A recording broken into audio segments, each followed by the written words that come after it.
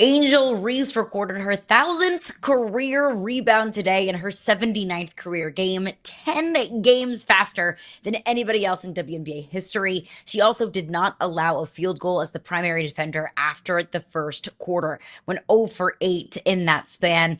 Angel Reese has just absolutely come alive since being traded to the Atlanta Dream this past offseason, Coley Harvey. And now the Dream are coming off of back-to-back wins over the Indiana Fever. It was a massive stretch for Angel Reese. They knock off the Fever on Thursday and Saturday. There's two sides of this here, I think. There's the Dream side and there's the Fever side. And of course, when those two are on the court, Angel and Caitlin, two players whose kind of rivalries and stories go back to their times at LSU and Iowa, respectively, in a championship game. They were drafted in the same draft. It feels like these two, whether we agree with it or not, whether you like it or not, whether it's even true or not, these two always kind of seem to be compared and attached at the hip. I want to look at the Atlanta side first. Are they legitimate title contenders in your eyes, Coley? Oh, absolutely. Yes, yes, yes, yes. This is an Atlanta squad that very well could bring another sports championship to my hometown, to my city. As the guy who is the resident Atlanta talker on this show, I got to say that I am so beside myself at how good the Dream look right now and the role that Angel Reese is playing in that. I mean, the fact that she's already at 1,000 rebounds in her career just started. I mean, this is certainly unreal, especially when you see those numbers right there on the screen. I think about Saturday's game against the Fever, and you had kind of a who's who of Atlanta celebrities and Southern sports celebrities there. You had Dominique Wilkins in the building. You had CJ McCollum from the Hawks in the building. You had Atlanta Mayor Andre Dickens in the building. You also had Dawn Staley, the coach of course, of South Carolina's women's basketball team.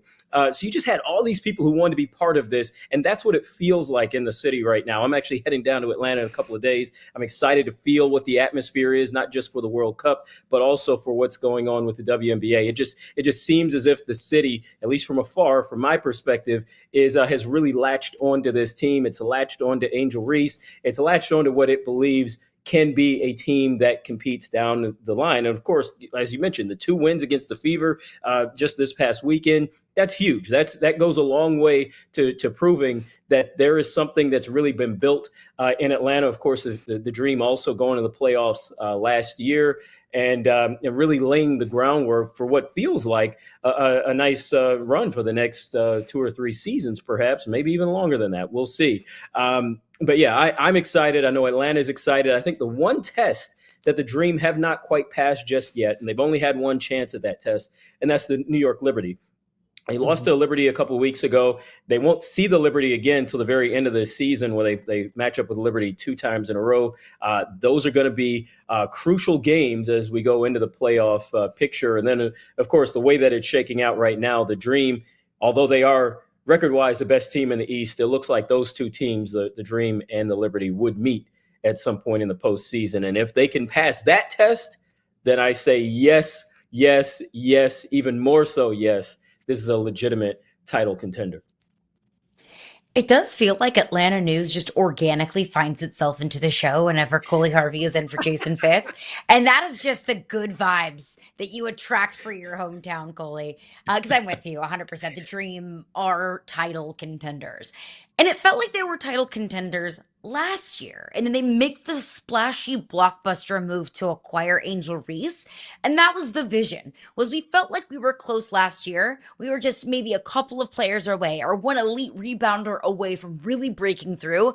And you're seeing it now. That move is paying dividends. They're top 3 in the league in defensive efficiency. And if you look at the defensive efficiency rankings in the WNBA, there's a direct correlation of the WNBA rankings of the top teams in the league are the top defensive teams in the league. And the Dream were a good defensive team that only got better with the acquisition of Angel Reese. They have a top 5 offensive rating as well. So you check those 2 big boxes. Alicia Gray and Ryan Howard, they're both playing at an all-star level. Angel Reese is good for a double-double on any given night. They have 5 players that are averaging double-digit points on any given night. So you have the offensive production. You have the defensive soundness on that team. You have your Mm, superstar go-to players that you can rely on in any single game. And I also think, last year I mentioned that they felt like title contenders. They got bounced in the first round of the playoffs by an Indiana team that was riddled with injury. Famously, no Caitlin Clark, no Sophie Cunningham, no Aria McDonald, no mm, Sydney Colson. The list goes on and on and on and on. So the Indiana Fever had their miraculous run in the postseason. I almost think, in a way, getting an early exit in the postseason last year was a learning opportunity for the carryover players from last year's team. It was mhm. maybe a slap in the face kind of come to reality moment that has maybe fueled them going into this season. But that brings us to the other side of this conversation, Coley, and that is the Indiana Fever. Fever fans, if you just look at the tweet that the Fever put out of the final score graphic from Saturday night's game, look at the replies, and you will get a nice temperature on how maybe the vocal minority or vocal majority, whatever it is, of Indiana Fever fans feel about their head coach and Stephanie White. Important to point out, Indiana is above 500. They're sitting at 9-7. If the season ended today, the Fever would be a playoff team, but they're coming off of two consecutive losses to the Atlanta Dream. That the Fever are one of the worst defensive teams in the WNBA. So Indiana Fever fans are calling for Stephanie White's job, but do we think that's fair? Is Stephanie White's seat hot, and should it be hot? I'll say this. I don't think that we're going to see, say, a mid-season firing of Stephanie White. I actually don't even really see Mhm. us seeing a firing in the offseason as well. And I think that's because the front office, at least, the people within the building for the Fever, seem to very much trust their coach, seem very much to believe in their coach. And again, this is a team that went to the playoffs last year, made it all the way to the semis, as you mentioned, went on that miraculous run, had to start that run without a lot of the key pieces and players that they currently have. But that is the problem right now. You're a much healthier squad. The expectations, especially because of that playoff run last year, are sky high. And even though they are sky high, there is this belief, there's long been this belief this season that there would be some level of matching those expectations. And this team has just, it has not matched them. It has been grossly underwhelming at times throughout this season. And then you add on top of that the issues with team chemistry, the rumors that the team has needed to have a couple of meetings to get all on the same page, that there's been some little infighting. You see them on the screen, Stephanie White and her big star, Caitlin Clark. We've seen the videos of the huddles where they've been kind of jawing at each other. Now, Caitlin's a very competitive player, and that some of that is just that competitive spirit and competitive edge coming out. But is there something more there? So that's unfortunately for the Fever, those are the questions and the question marks that are really following this team and following their coach. And especially when you get the off court, so to speak, the events that don't really tie directly to basketball dominating the headlines. Of course, you had a reporter who we talked to who had his credentials revoked from the team for reporting something that was accurate about Caitlin Clark's injury. When you have those types of things that dominate the storylines and the headlines of a team, it falls on the coach. The coach's job is to make sure that the external doesn't become the big thing or the main thing. And unfortunately, in the Fever's case, those things have been the main thing this year. That's been mostly of what we've been talking about. We've been talking about their underachieving and how they haven't quite come to the fore. So for that reason, to me, Stephanie White's seat probably should be hot. But again, Mhm. I go back to what I said before. I just don't think that the front office, unless something catastrophic happens between now and the end of the season, I don't foresee the front office actually saying, okay, we need to pull the plug on this because this isn't working. But again, I guess I also caution myself in that because the star of the show is not Stephanie White. The star of the show is Caitlin Clark. And if Caitlin Clark has an issue with her coach, then that would certainly be the signal that something could be to come. But we won't know that unless Caitlin Clark herself says it, and she certainly would not hang her coach out to dry like that. Yeah, he definitely wouldn't say anything publicly. If there was a conversation that was going on behind closed doors with Aaliyah Boston and Caitlin Clark, the foundation of that Fever team, that's a completely different story. But if there haven't been those conversations that have been had behind closed doors, then I definitely don't see Stephanie White losing her job anytime soon. Now, when we talk about hot seat, there's varying degrees of heat.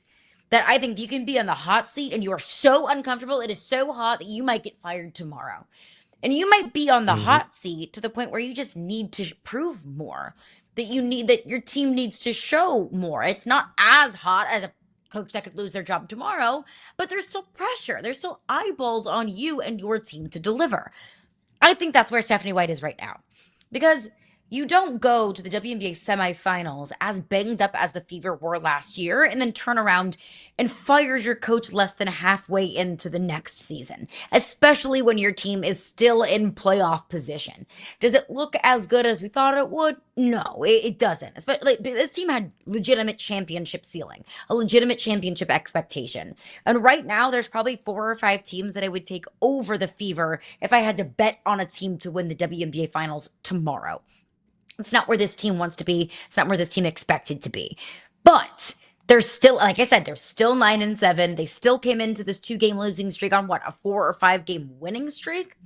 But I think the Hmm. biggest indictment on Stephanie White is that she is known for her defensive coaching. She is known for her defensive prowess. She's a defensive mastermind.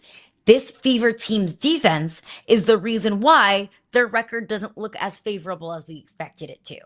They gave up almost 60 points to Atlanta in the second half after they were really kind of dominating in the first quarter. It's the fact that they turned the ball over 19 times to the Dreams just 9 on Saturday night. It's the fact that they can't hold on to these leads and they're consistently giving up more than 100 points, which in the WNBA is staggering. Hmm. Compared to the NBA. Like you see, like north of 100 points all the time. The WNBA, if you're new to the sport, that's not very common. And we're seeing the Fever consistently give up more than 100 points. For a defensive head coach, that you should not be doing that.